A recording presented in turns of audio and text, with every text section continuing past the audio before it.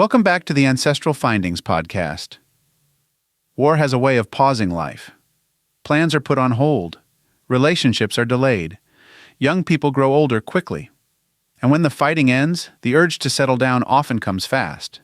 Sometimes with someone they wrote to during the war, met while deployed, or reunited with after years apart. That's why so many families, maybe even yours, began with a marriage that happened after the war. For family historians, these post-war marriages can unlock stories that explain late-in-life first children, sudden name changes, cross-country moves, or entire branches of the family tree that appear unexpectedly. These unions were often the beginning of second lives, built in peacetime, but forged in the shadow of war.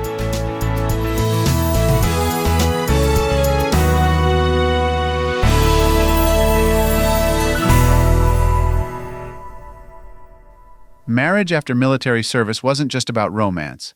It was often about practicality and timing. Many men waited until they returned home before committing to a spouse. They wanted to be financially stable, physically present, or simply sure they'd survive. Some had sweethearts waiting for them. Others met someone new during recovery, resettlement, or travel. And some married quickly, swept up in the relief of survival and the excitement of a fresh start. The result? A noticeable wave of marriages happening after war ends, especially after the Revolutionary War, Civil War, World War I, and World War II. These marriages often began a brand new chapter, one that's easy to miss if you're only looking for wartime records.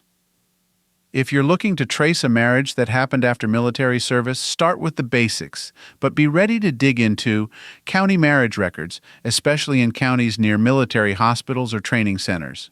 Newspaper wedding announcements, often published weeks after return from service. Church records, especially if the veteran returned to a different denomination or married in a new town. Pension files, which often include marriage certificates, especially if the veteran or widow applied years later. State veteran questionnaires, which sometimes asked about marital status and number of children. Also look for sudden name appearances in the 1940 or 1950 census. A wife or child who wasn't there in 1930, or use city directories to identify new households and first-time listings of a married couple under one roof. Some veterans married overseas, a common occurrence after both world wars. Known as war brides, these women often came from England, France, Germany, Italy, the Philippines, Japan, or Australia. If your family has a grandmother or great-grandmother who spoke with an accent or kept foreign customs alive, she may have been a war bride. These marriages often involved immigration paperwork, sponsorship, and ship passenger lists. You can look for alien registration forms, naturalization paperwork tied to military service, ship manifests or visa records, especially 1945 through 1947, photos with overseas locations noted on the back. War bride stories are often preserved in family photo albums, letters, or oral histories. If your family has one, dig into it. These unions often added vibrant and unexpected elements to American family stories. When you're building a family tree, you usually start with birth dates, but marriage dates can be just as telling, especially if they happen after wartime. For example, a man born in 1892 who doesn't marry until 1920 may have served in World War I.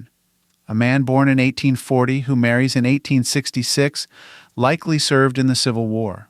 A woman who marries in her 30s in 1946 might have been a WAC or WAVES service member. These gaps often point directly to military service and help explain why children were born later, why there's a break in the census trail, or why a first spouse isn't mentioned in earlier records. Not all post-war marriages were firsts. Some veterans lost spouses during wartime, to illness, hardship, or long separation. Others divorced shortly after returning home due to trauma or changed expectations. If your ancestor had more than one marriage, try to check all marriage records by name in the county, even if you only know of one. Look for divorce filings, which often list property, children, and reasons for separation.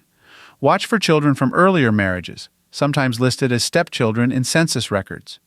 Use DNA matches to identify half-siblings or unexpected branches.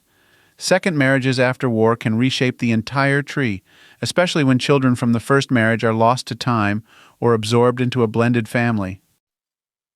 After every major war, There's a cultural push to return to normal.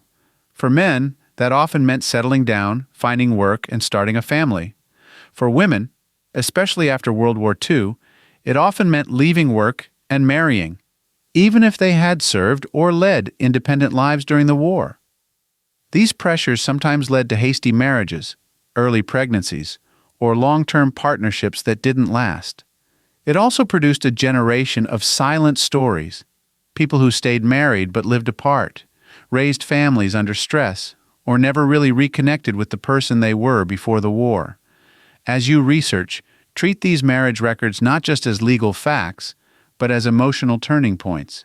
They reflect both hope and hardship, and often explain what came next. Here are a few tips for tracing post-war marriage stories. Search local newspapers for returning soldier wedding announcements. Look in military pension files for late-added marriage certificates. Review state archives for soldier home or hospital marriage registries. Explore foreign archives if a spouse was born overseas. Use DNA to confirm connections when paper records are missing or inconsistent. Some of the most beautiful family stories began in the quiet years after war.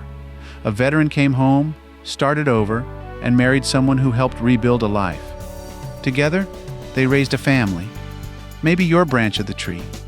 And while the marriage happened in peacetime, its roots were in sacrifice, survival, and resilience. If you're tracing your family's beginnings, don't forget to look right after the uniforms came off. That's often when the story truly begins.